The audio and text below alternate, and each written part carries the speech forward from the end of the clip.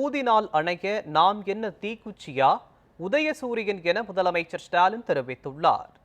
திமுக மாவட்ட செயலாளர்கள் மற்றும் தொகுதி பார்வையாளர்கள் சார்பு அணி செயலாளர்கள் கூட்டம் நடைபெற்றது.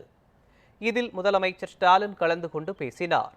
அப்போது ஓரணியில் தமிழ்நாடு இயக்கத்தில் இணைந்தவர்களில் விருப்பம் உள்ளவர்கள் திமுகவில் உறுப்பினர்களாகவும் இணைவார்கள் என்று கூறினார்.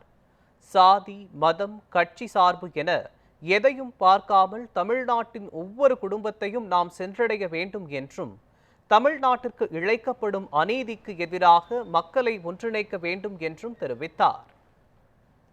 ஓரணியில் தமிழ்நாடு திமுகவுக்கான உறுப்பினர் சேர்க்கைக்கான மட்டும் இல்ல, இது தமிழ்நாட்டினுடைய மண், மொழி, மானம் காக்க எல்லோரையும் ஓரணியில் திரட்டுவதற்கான முயற்சி. ஓரணியில் தமிழ்நாடு இயக்கத்துல இணைஞ்சவங்களை விருப்பம் இருக்கிறவங்க திமுகவில் உறுப்பினராகவும் இணைவாங்க.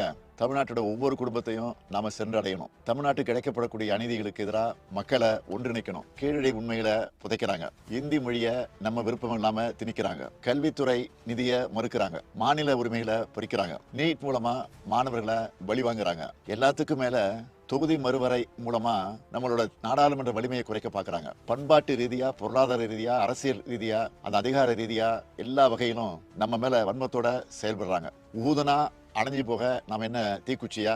உலகுக்கே ஒளி கொடுக்கிற சூரியன் நம்மளை அடக்க நினைச்சா நம்மளோட மண், மொழி, மானத்தை காப்பாத்த ஒன்னா நின்று எதிர்ப்போம். அப்படி நிற்கும் போது தமிழ்நாட்டை யாராலையும் வீழ்த்த முடியாது. இதுதான் ஓரணியில் தமிழ்நாடு முன்னெடுப்போட சாராம்சம்.